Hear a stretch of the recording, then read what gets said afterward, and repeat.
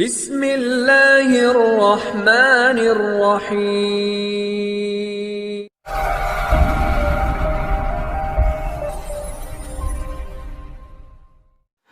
بسم الله الرحمن الرحيم.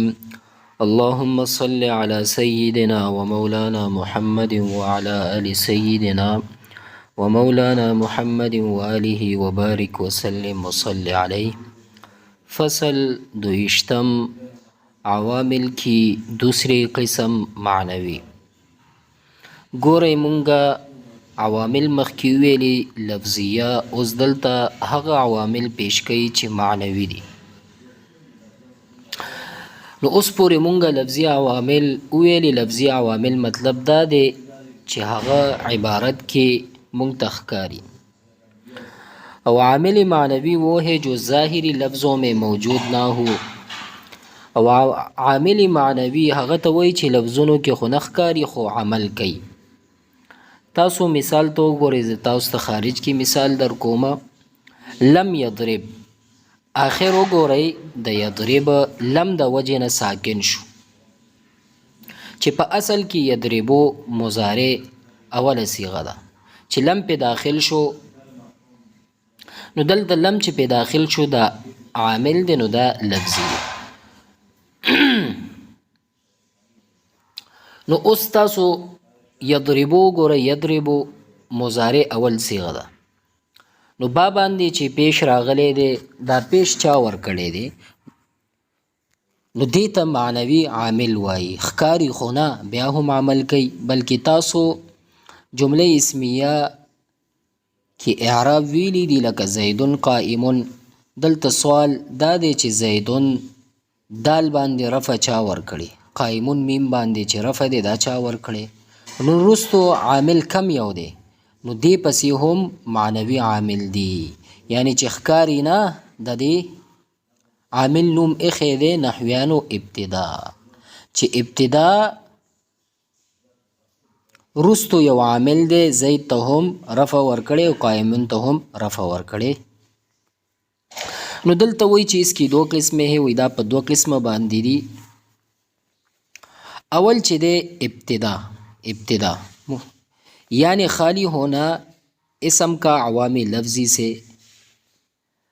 اول هغه چې خالی وي اسم د عوامل لفظی نه، مبتدا کو رفع کرتا ہے، وی مبتدا ته دا رفع ورکوي. لکه زیدون قائمون، اسم زیدون مبتدا ہے، وی پدې کې دا زیدون چې دی دا مبتدا دی جو ابتدا سے مرفوع ہے. دا زیدون ځکه دا مرفوع دی چې دا ابتدا ده دې د وجې نه. اور قائمون خبر بھی ابتدا سے مرفوع ہے، وہ قائمون د ابتدا د وجې نه، یعنی دام د مبتدا د وجې نه دا مرفوع دی. گویا دونوں مبتدا خبر میں ابتدا ہی عامل ہے. وی گویا چې پدې قائمون او زیدون قائمون پدې دواړو کې عامل چې دی هغه ابتدا ده، نو د ابتدا د وجې نه دا څه شی دی دا مرفوع دی چې زیدون قائمون. نو یو قول خدا شو چې زیدون قائمون طرف ابتدا ورکړی ده. دوسرے یہ کہ مبتدا اور خبر میں سے ہر ایک دوسرے میں عمل کرتے ہیں. وی دویمه خبره دا ده، یعنی بل مذهب بداوی پدې کې چې ابتدا مبتدا کې عمل کوي او مبتدا خبر کې، یعنی یعنی مبتدا خبر دا په یو عمل کې کوي، عمل یو بل کې عمل کوي. یعنی مبتدا په خبر کې عمل کوي، خبر په مبتدا کې عمل کوي. نو دې د وجې نه اوس په دې کې عامل چې شو په خبر کې مبتدا شو، مبتدا کې خبر عامل شو، دې د وجې نه دې عمل کړی دی. اوس دویم په دې کې دویم عامل معنوي فعل مضارع میں ناصب و جازم کا نہ ہونا. په فعل مضارع کې ناصب او جازم عامل پکې نه وي، بیا به فعل مضارع کو رفع کرتا ہے، بیا به فعل مضارع رفع وي. مثال یضربو زیدون، یضربو زیدون. نو دلته یضربو مرفوع دی، دلته یضربو مرفوع دی. ولی مرفوع دی؟ ځکه ناصب او جازم دلته عامل نه دی. که دلته ناصبه عواملونه یو عامل راغلی وي د فعل مضارع په شروع کې یعنی یضربو پسې ان لن کای اذن یا دا راغلی یا ان لم لما لام امر لاینه دا راغلی وي نو دا به بیا یا به منصوب وي او یا به څه شی وي یا به مجزوم وي اخره کې به ساکن وي خو دلته اوس یضربو دلته مرفوع دی نو دلته مرفوع دی فعل مضارع میں ناصب و جازم کا نہ ہونا فعل مضارع کو رفع کرتا ہے وی په فعل مضارع کې کله عامل ناصب او جازم نوي نو فعل مضارع ته به رفع ورکوي لکه یضرب زید نو دلته یضربو مرفوع دی ځکه ناصب او جازم نه خالی دی. فصل 23 دلته حروف غیر عامله بیانوي. حروف غیر عامله دي ته وایي چې جمله باندې راشي هیڅ عمل به نه کوي صرف جملې به لږ مفهوم بدل کی نور هیڅ نه کوي. نو دلته فرمایي حروف غیر عامله کی 16 قسمه ہے وایي د حروف غیر عامله چې دي دا 14 قسمه دي. اول نمبر قسم په هغه کې حروف تنبیه دي. حروف تنبیه دا څه ته وایي یعنی مخاطب نه غفلت لري کوي او هغه متوجه او یہ حروف جملہ پر آتی ہے او دا حروف ہے الا اما ها یہ حروف جملہ پر آتی ہے دا چی دی دا حروف دا دریوان دا پا جملے باندے رازی مخاطب سے غفلت دور کرنے کے لیے وہ مخاطب نا غفلت لری کئی او هغه متوجه کول یعنی الا زید قائم الا زید قائم متوجه شا زید ولاړ دی متوجه شه زید ولاړ دی اما عمر نائما متوجه شه عمر چې دی اوده دی او ها انا حاضرون متوجه شه زه حاضر یم. نو دا درې واړه چې دی حروف تنبیه دي دا حروف چې دی په جمله باندې راځي او مخاطب نه غفلت لري کوي هغه متوجه کوي نو دا دی د پاره استعمالي حروف تنبیه. دویم پدې کې غیر عاملو کې دویم قسم چې دی حروف ایجاب دی. حروف ایجاب ایجاب مطلب وی د کم خبرې جواب کې وویلی شي د کم خبرې په جواب کې چې وویلی شي نو هغه د ایجاب ویل کېږي یعنی جواب دی ته. نو اوس تاسو وګورئ نو دې دپاره چې حروف استعمالیږي هغه شپږ دلته ذکر کوي نعم بلا اجل اے جیری او ان یہ حروف تصدیق بھی کہلاتے ہیں وی دی تا حروف تصدیق هم وی نعم بلا اجل اے جیری ان او دی تا حروف تصدیق هم پدی ان تاسو حروف مشبه بالفعل کې هم ویلې دي چې عمل کوي دلته وای عمل بنه کوي ځکه چې دا غیر عامله کې حروف غیر عامله کې ذکر کوي نو دا به عمل نه کوي نو دلته چې حروف اجابه کې د دې استعمال دی دا ډیر لږ دی. اصل د دې استعمال حروف مشبه بالفعل کې دی چې دا عمل کوي دا عمل کوي الته. اوس تاسو وګورئ اول ذکر کړی د نعم نعم اول خبرې تصدیق کوي چې هغه خبره منفی وي یا مثبت وي. مثال تاسو ما جاء زیدون ما جاء زیدون دلته تاسو ښکاري ما جاء زیدون دلته پہلی بات کی تصدیق کرتا ہے وہ دا اول خبری دا تصدیق کئی پا نعم سرا خواہ وہ بات نفی میں ہو یا اثبات ہو چی اگر خبر پا نفی کی ہوئی کہ پا اثبات کی ہوئی لکہ ما جاء زیدون زید ولار نہ دے نو تو اس کے جواب میں کہا جائے گا نعم نو ددی پا جواب کی با اویلے شی آو یعنی ما جاء زیدون زید ولار نہ دے. تاسو وګورئ دلته څه شی و نفی و چې زید ولاړ نه دی نو تا نعم ویلی نعم سره د دې خبرې هغه تصدیق تا وکړو چې آو زید ولاړ نه دی زید ولاړ نه دی یعنی ما جاء زیدون تا ورته دا ویلی په نعم سره صرف د نعم ویلو خو دومره پته ولګېده چې ما جاء زیدون چې زید ولاړ نه دی. ایسے ہی جب کہا جائے ذهب عمرون داسې دا مو ویلی چې ذهب عمرون یعنی عمر چې دی هغه تلی دی عمر تلی دی عمر تلی دی نو تو اس کے جواب میں کہا جائے نو د دې په جواب کې به ویلی شي نعم او وګوره دلته اول نفي کی، اوس دلته اثبات کې چې یعنی امر تلی دی، نو ته په هغه جواب کې ووایې چې نعم. بس دومره د نعم وویلې، یعنی مطلب دا شو چې ذهب عمرون او تلی دی هغه. نو دلته نعم وی دا د خبرې تصدیق دپاره استعمالیږي. هغه خبره که اثبات وي که نفي وي، نو چې صرف نعم ووی دا خبره صحیح کیږي. لکه ما جاء زیدون، زید نه دی راغلی، نو ته په هغه جواب کې صرف نعم ووی چې آو، نو هغه مطلب دا شو چې نه دی راغلی. او که اثبات کې و چې امر تلی دی او ته صرف نعم ووی، نو پته دا ولګېده چې ستا هم دا مراد دی چې آو تلی دی. لنډه دا چې دا نعم تصدیق دپاره راځي. دویم پدې کې چې دی هغه منفی بلا ده. منفی کے اثبات کے لیے آتا ہے. وی بلا چې دی دا منفی اثبات دپاره راځي. وی منفی بلا سره هغه مثبت شي، بلا سره منفی هغه مثبت شي. مثال الستو بربکم قالوا بلا، ایا زه ستاسو رب نه یم؟ قالوا بلا، ولې نه؟ نو ایا زه ستا رب نه یم منفي و، نو راغلو دلته بلا ولې نه، نو مطلب یې چې تاسو زمونږ رب یی. اول منفي و، چې کله بلا دلته ذکر شو نو هغه مثبت شو چې بالکل ته زمونږ رب یی. بلا انت ربنا، بلکې ته زمونږ رب یی. او دریم پدې کې ای دی، ای مثل نعم کې ہے. دا ایم چې دی دا په مثل د نعم کې دی، یعنی د دې مطلب هم وی آو. بس دومره فرق دی چې استفهام نه بعد دلته برازی، لیکن اتنا فرق ہے کہ استفهام کے بعد قسم کے ساتھ آتا ہے. وی دومره فرق دی چې استفهام نه بعد دا به قسم سره راځي. یعنی استفهام سوال وی کنه چې آیا دا راغلی دی، نو دا جواب کې به تاسو ای استعمالوئ. فرق دومره دی. اوس مثال کې تاسو وګورئ، اقام زیدون، اقام زیدون، آیا زید ولاړ دی؟ آیا زید ولاړ دی؟ اس کے جواب میں کہا جائے گا ای واللہ، آو زما دې په الله قسم، ہاں الله کی قسم، زما دې په الله قسم او زید ولاړ دی.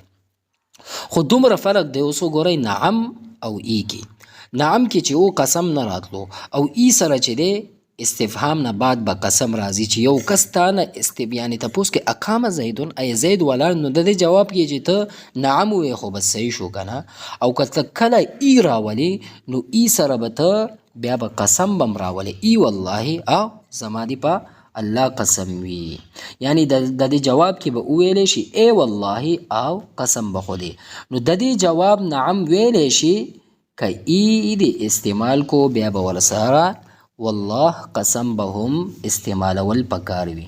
نو دلته واو جاره ده چې قسمیه په دې کې قسم معنا ورکوي چې والله. او بل چې دی اجل جیری بمثل نعم، وی دام د په مثل د نعم کې دی چې د معنا هم دا آو، لیکن اس کے ساتھ قسم ضروری نہیں.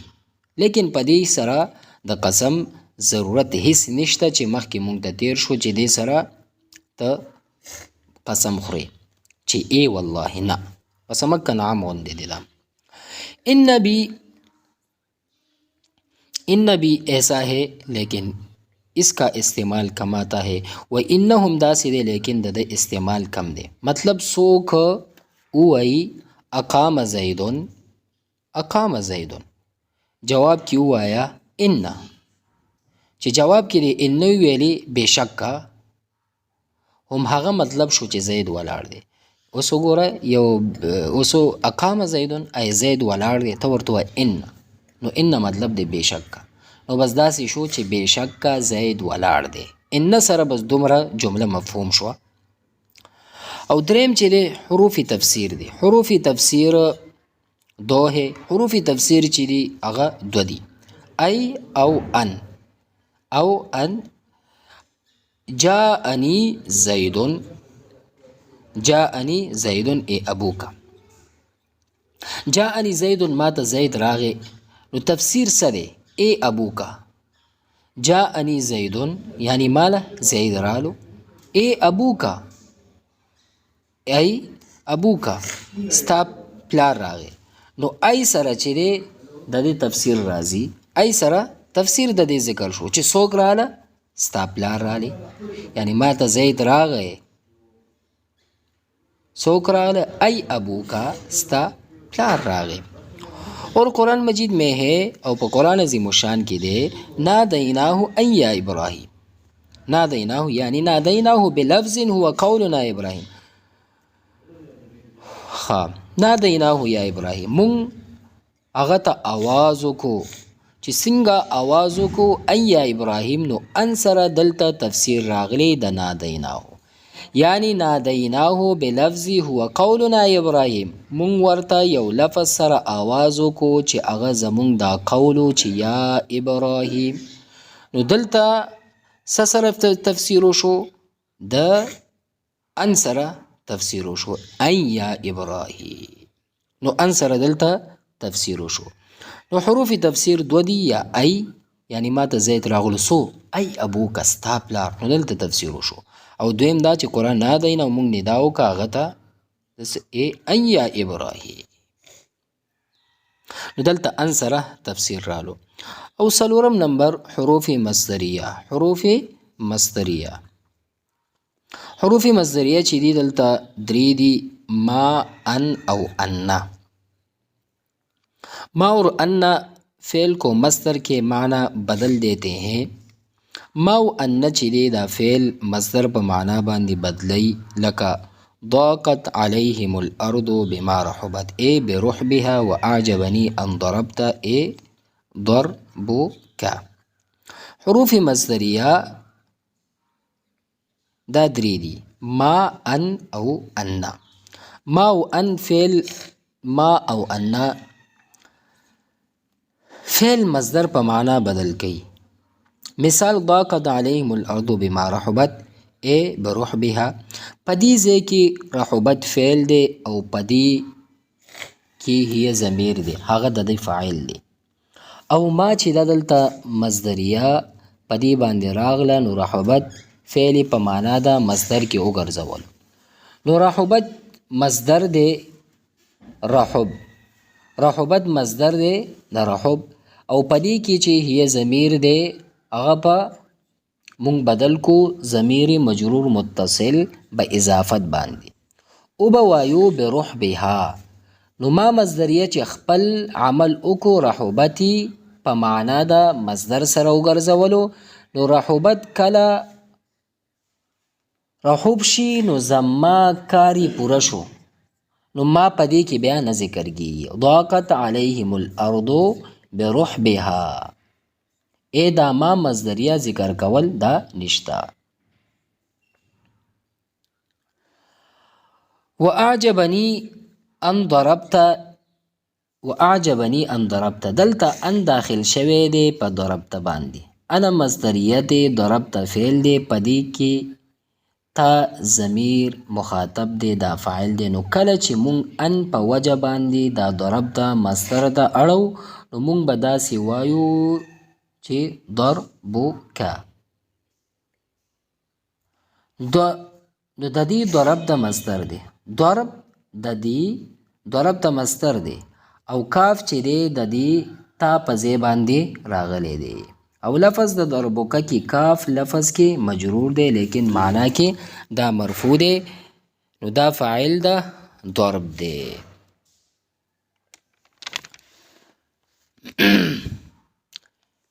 نو بیا اعجبنی ضربک شو. خا اے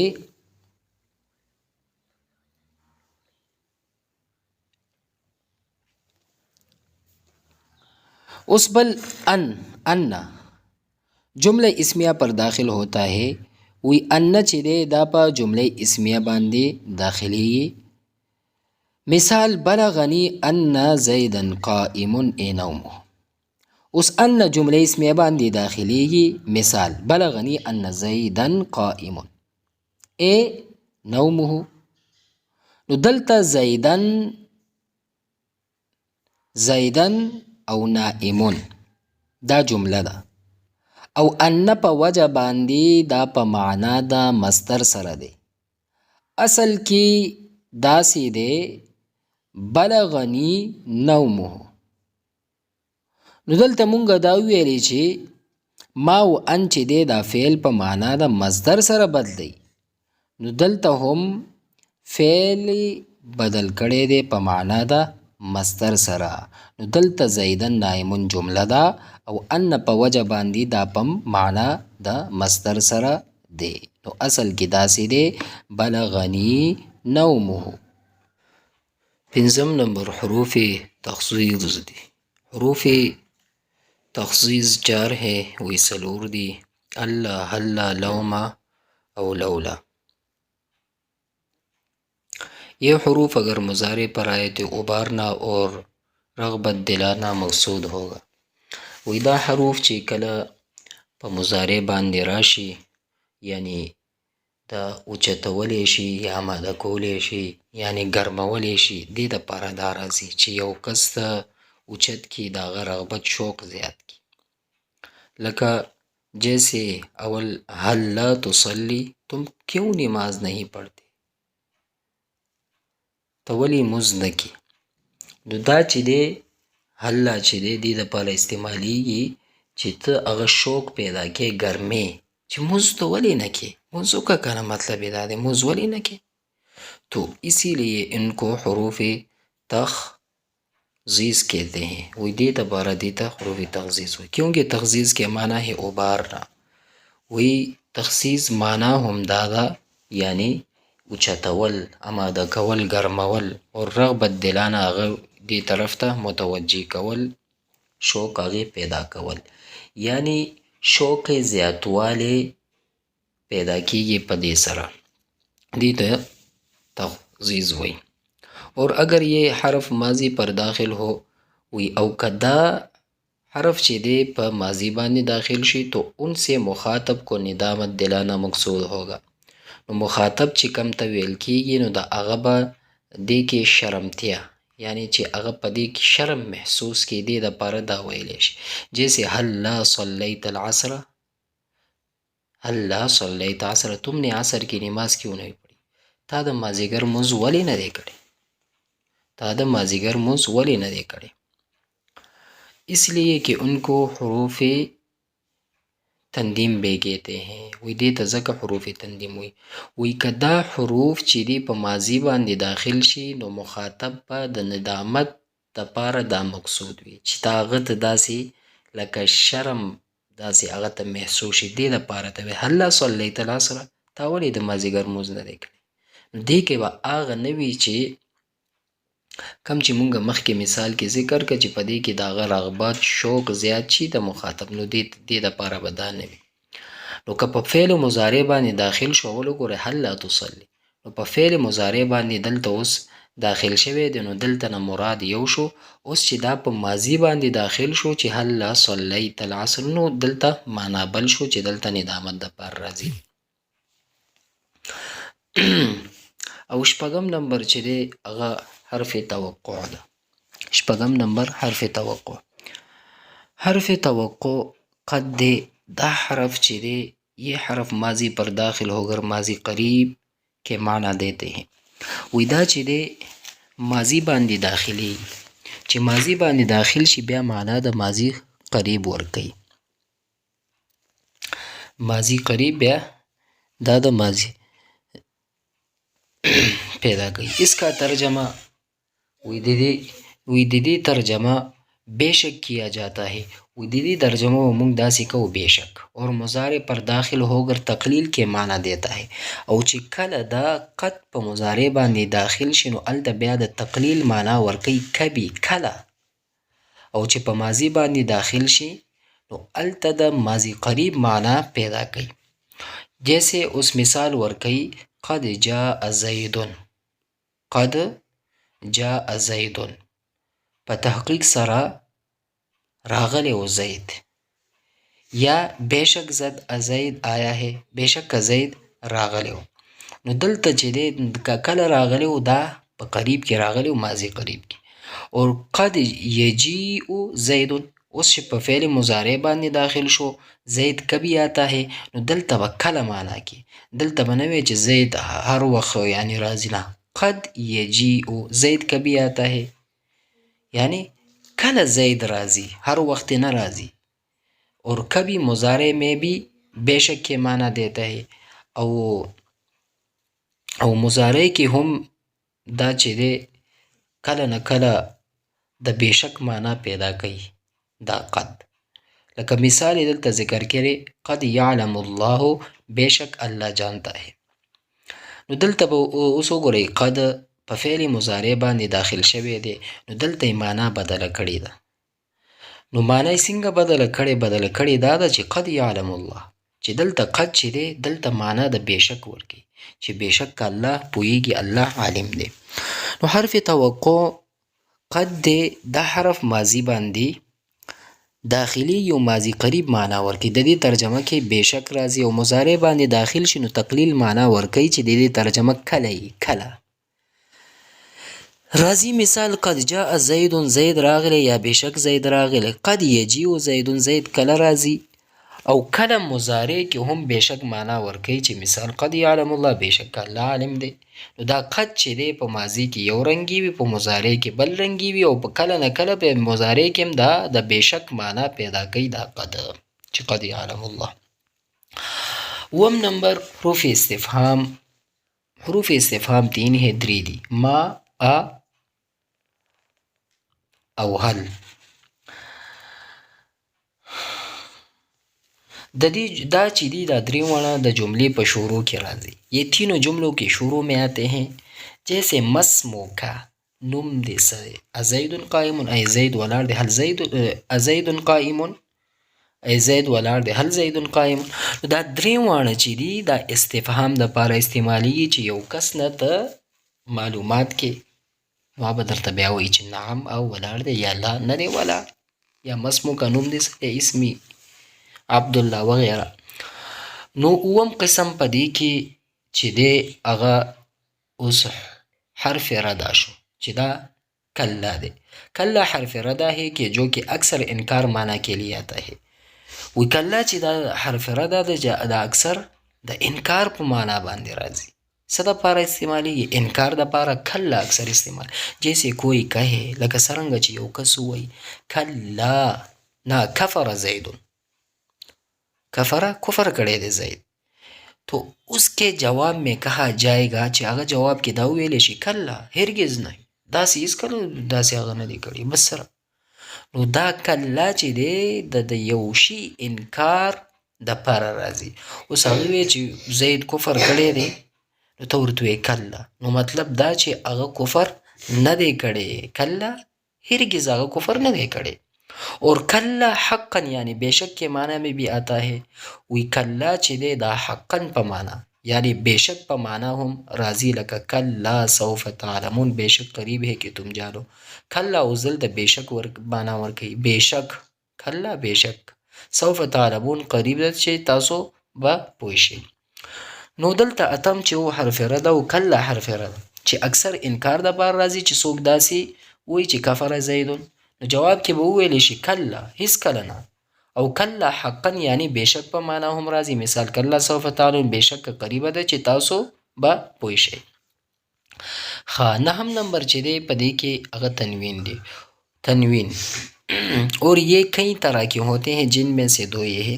وی دا تنوین چې دی په څو قسمه باندې وي، او په دې کې دو دا دي. اول تمکن، مثال ورکی زیدون. دویم عوض لکه یوم اذن. یوم کو اذ کان کذا کے عوض بولا جاتا ہے. وہ یوم دا اذ کان کذا عوض ویلے شی، اور حین اذن کو حین اذ کان کذا کی جگہ بولتے ہیں. او حین اذن چې دی دا به مونږ حین اذ کان کذا په ځای باندې مونږه وایو. نو دلته وایي چې عوض مطلب عوض یې ویلي، نو عوض مطلب دا دی چې زال نه بعد څه الفاظو هغه ختم کړي دي، هغه په عوض کې زال ته تنوین ورکړی شو، نو هغه لاړو، یعنی زال نه بعد چې کم حرف و هغه لاړل، زال له خپل چابیانې ورکړو، بس چې دا چابیانې واله مونږه لاړو. نو زال د لاندې چې کم تنوین دی نو دې ته وایي تنوین عوض، تنوین عوض ورته وایي. اوس یوم اذن اذ نه بعدو کانه کذا، نو وایي یوم چې دی اذ کانه کذا عوض کې ویلی شي. اذ کانه کذا اصل کې پوره جمله ده، کانه کذا ختم شي نو اذ یوم سره یوځای شي نو یوم اذ شو. زال د لاندې تنوین ورکړی شو. بیا اوس حین اذن چې دی په ځای د حین اذ کانه کذا په ځای ویلی شي. اوس لسم چې دی نونی تاکید. نونی تاکید، نونی تاکید هم کلام تاکید یعنی کلام چې دی هغه مضبوطی تاکید پختګي پیدا کوي لکه اضربن. اوس دلته نون خو دی نونی تاکید دی خو دا ثقیله دی بن، او دویم اضربن دا نونی تاکید دی خو دا خفیفه ده. نو دا نونی تاکید چې دی دا په کلام کې پختګي پیدا کوي. او یو لسم چې دی لام مفتوحه، دا لام مفتوحه تاکید کے لیے آتا ہے، دام د تاکید د پر راځي، یعنی لزید افضل من عمر. نو صرف ترکیب کې به دا وایو چې لام د پاره د تاکید راغلی دی، لکه څرنګه چې مونږ وویل چې لام نون تاکید په کلام کې پختګي پیدا کوي، نو دکه رنګې لام مفتوحه هم په کلام کې پختګي پیدا کوي. او دولسم نمبر چې دی هغه حروف زیادت دی. حروف زیادت، حروف زیادت چې عبارت کې زیات وي، زائد په دې معنا وي چې یا خو عمل نه کوي یا څه معنا نه ورکوي. که مونږ دا حروف لرې هم کو نو هیڅ نه کېږي، معنا کې هیڅ خرابی نه راځي. نو دا اته دي ان، ان، ما، لا، من، کا، با، لا. اوس مثالونه په دې کې اوس زیات ما ان زید قائم، ما ان، دا ان چې دی دا زیاتی دی، که دا مونږ لرې کو نو هیڅ معنا کې څه حرج نه راځي. دویم اذ ما تخرج اخرج په دې کې ما زاید دی. ما جاءنی من احد په دې کې من دی. ما زید بقائم دلته با ده. او فلما ان جاء البشیر دلته چې دی ان دی. ما جاءنی زید ولا عمر دلته چې دی ولا دی. او لیس کمثله شیء دلته کې کاف دی. او ردف لکم کی دلته لام دی.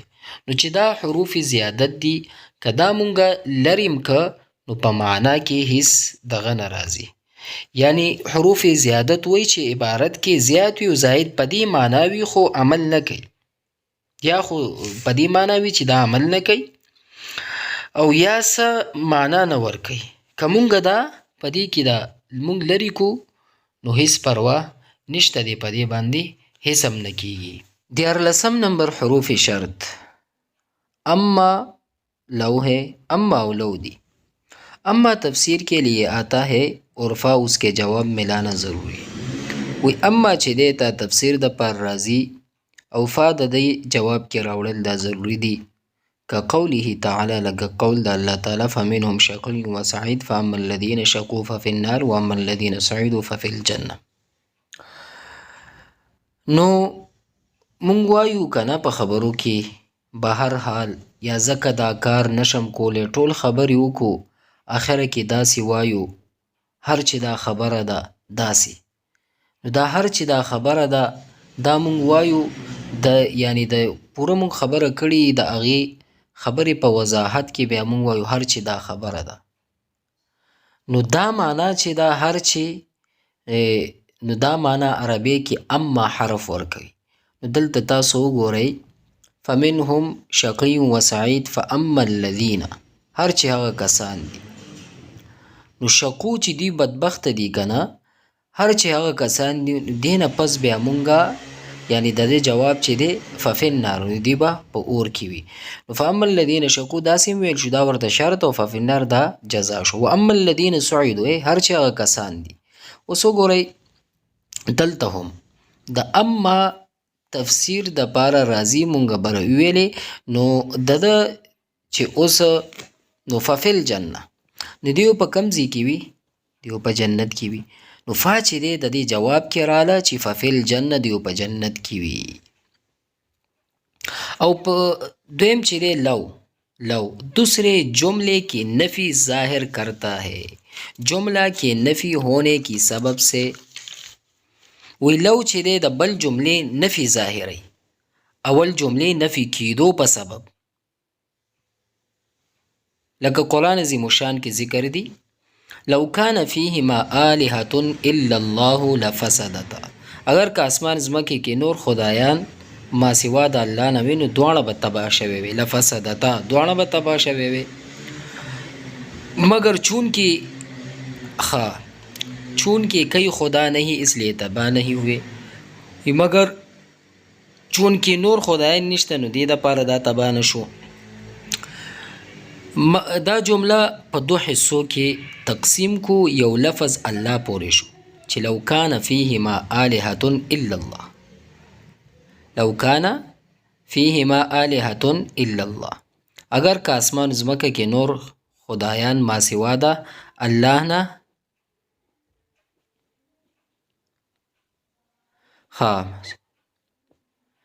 ما سوا د الله نه وي. یو دا شو، نو یو جمله دا شو او دویم دا لفسدتا، دواړه به تباه شوي وي. نو دویمه جمله دا شو. نو په دې کې اول جملې نفي سره چې اول جمله نفي سره او دویم نفي به هم وشي. د اول جملې نفي سره د دویم نفي هم وشو چې سو اله نو کنه، سو اله نو، نور اله نو، نو فساد هم نشو. نو د دې استعمال د دویم جملې نفي ظاهري، د دې استعمال چې دی دویم جملې نفي ظاهري. نو لو چې دی د بل جملې نفي ظاهري اول جملې نفي کیدو په سبب لو کان فیهما آلهة الا الله لفسدتا، اگر که اسمان زمکه کې نور خدایان ما سوا د الله نه وی نو دواړه به تباه شوي، مگر چون کې نور خدایان نشته نو ځکه تباه نشو. دا جمله چې په دوه حصو باندې تقسیم کو چې یو لفظ د الله پورې لو کان فیهما آلهة الا الله، دویم جمله لفسدتا. نو په دې کې اول جمله نفي سره دویم نفي به هم وشي، نو سو الهان نو، نو فساد هم نشو کنه. نو د دې استعمال د دې دویم جملې نفي ظاهري. او څوارلسم چې دی په دې کې لولا دی. لولا یہ دوسری بات کی نفی کرتا ہے، وی دا دویم خبری دا نفی کئی پہلی بات ہونے کی سبب سے، وی دا اول خبری کی دو پا سبب باندے. مثال لولا زید لہلک عمر، اگر زید نہ ہوتا تو عمر ہلاک ہوتا. کہ زید نوے نو او عمر به هلاک شوی، مگر زید تا اس لیے عمر هلاک نه هوا، مگر وی زید شته نو دې دپاره عمر هلاک نشو.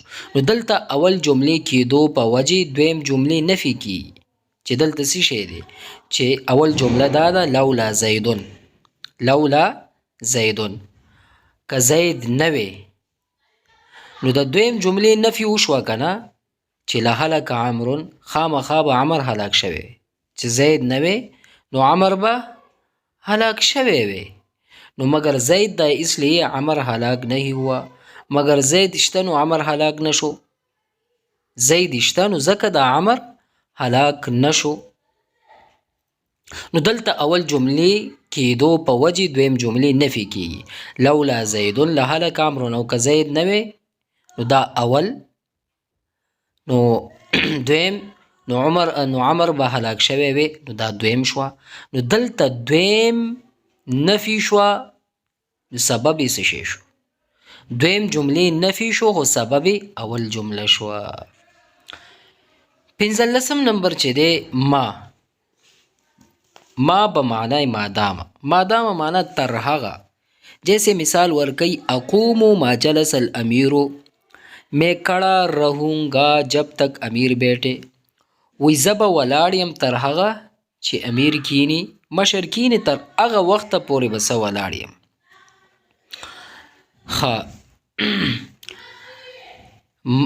ما په معنا ده مادامه دی.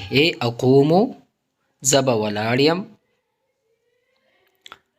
ما دا ما چې دی دا په معنا ده څه شی دی مادامه سره دی، یعنی تر هغه اقومو زبا ولاړ یم ما تر هغه جلس الامیر چې امیر کینی. نو ما په معنا د مادامه سره دی، مادامه معنا تر هغه. یو ما استفهامیه هم راځي، ما او موصوله هم راځي، بهرحاله تیر شوي، خو دلته ما په معنا د مادامه سره دی. 14 نمبر حروف عطف دی. 14 نمبر حروف عطف دا دستی، دا لستی واو فا ثم حتی اما او ام لا بل او لیکن، دا حروف عطف دی. بهرحال زمونږه د الہ العالمین په فضل او په توفیق سره زمونږه کتاب اختتام ته ورسېدو، علم النحو. انشاءالله مزید اسباقو دپاره هم تاسو انتظار کوئ. انشاءالله مزید اسباق به مونږ شروع کوو دې نه مخکې. او تاسو ته مې ګزارش دا دی چې کم خلک د درس نظامي سره وابسته خلک دي، د هغوی سره د ثواب په نیت باندې دا شیر کوي، نو الہ العالمین به تاسو ته هم اجر او ثواب درکړي او موږ ته هم اجر او ثواب راکړي، او مزید به دا علم چې دی خور شي. السلام علیکم ورحمة الله وبرکاته.